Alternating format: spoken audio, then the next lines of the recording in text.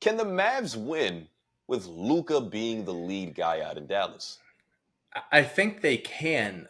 I just think they need to build a better roster around him. Now, I think Kyrie is almost a perfect running mate to put next to him. I mean, we were talking about them being the most skilled backcourt of all time. Maybe we got a little bit of ahead of ourselves before the finals started and stuff like that. But I still think there is an argument to be made that they are the most talented backcourt today in the NBA and still potentially all time. But Luka got exposed on defense this postseason in this finals run. On offense, he is so gifted, he is so skilled, he can score in many, many, many different ways. I think the Dallas Mavericks need to bring in guys that will be able to help Luka on defense for him not to get exposed as much. More perimeter players, a solid defensive minded wing player, maybe another defensive minded guard or something like that.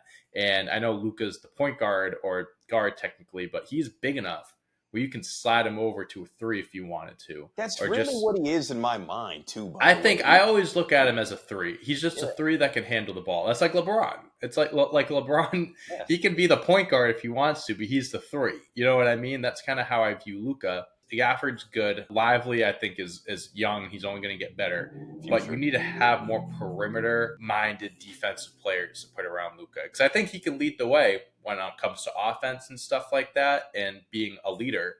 Kyrie, I think, is, again, fantastic running mate where he can give you 30 a night if you need him to. But he's going to play alongside Luka and go with the flow there. But you need more support. You need to give him more support on defense. I think that's where they lacked heavily. They weren't a terrible defensive team, but that's where they need to fucking build is the defensive side of things. On offense, they're great. They had their ups and downs, their lows, whatever, but that's where the Mavs need to support Luka. I think he can be the number one on a championship team, absolutely. He just needs more support on the defensive side of things, I believe. Yeah, I'm right there with you. I think it goes without saying that we both believe in Luka's talent. I think we'd both have him as a top 5 player in today's game. He's going to be an MVP candidate for the rest of the decade, and he could possibly win multiple.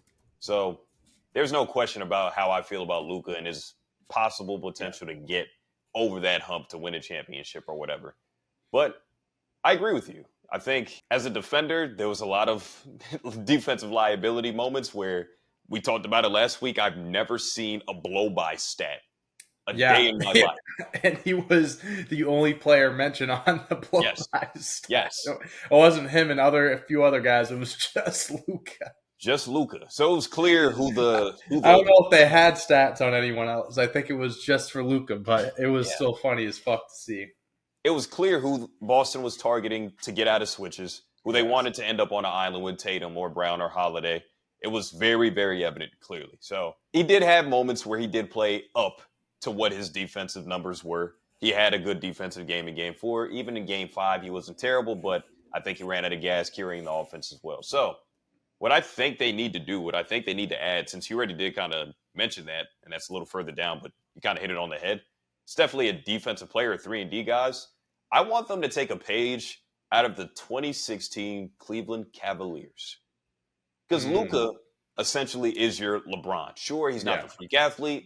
No, he's definitely not the defender that LeBron was or is. But you take the other pieces. You have Kyrie Irving literally in place, and he's better than what he was in 2016 now. So you already have the point guard position figured out. But what Cleveland did great was by adding 2, not 1, but 2 great two-way wings in J.R. Smith and Amon Shumpert. Not all-star players by any means, but J.R. Smith is especially a guy that can catch fire and give you 20 in a finals game potentially, which sometimes having one big game out of your 6th man is all I really need. Amon Shumpert, another guy that can get you 10 to 12 points a game, good rim runner, can move well without the ball, a good cutter, can knock down an open 3, could also guard the opposing team's best player like he did Steph, like he did Clay in those NBA finals when they were there. So I think it's pretty simple on what they need to do. Now, the pieces out there to get it. I haven't really took a deep dive into this free agency class since we just got done, but 3-and-D guys is what you need. A guy that could also create their own offense is what you need. I mentioned Paul George. I think if Dallas gives you the money. Paul George, that could be a great guy. It's a perfect fit. I know we talked about Luka being more of a 3. Yeah, to me, that's what he is. But, hey, I wouldn't mind keeping him at the 1 or the 2 if we get an all-star player like Paul George into the Yeah. fold.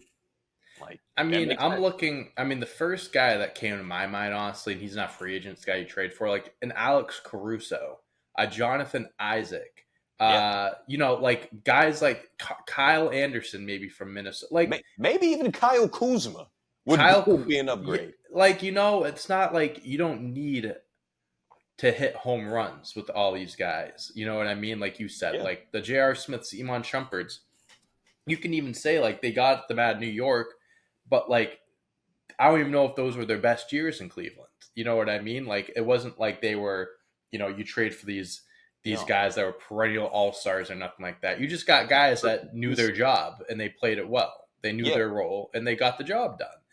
I think that's who Dallas needs. I think it's just a weird mix of guys right now, young, veterans, whatever. You just need to fill in the pieces and just put in the right players that plug and play, and there you go. I'm telling you, I think the 2016 Cavs is perfect. Luka's your LeBron. You got Kyrie being Kyrie.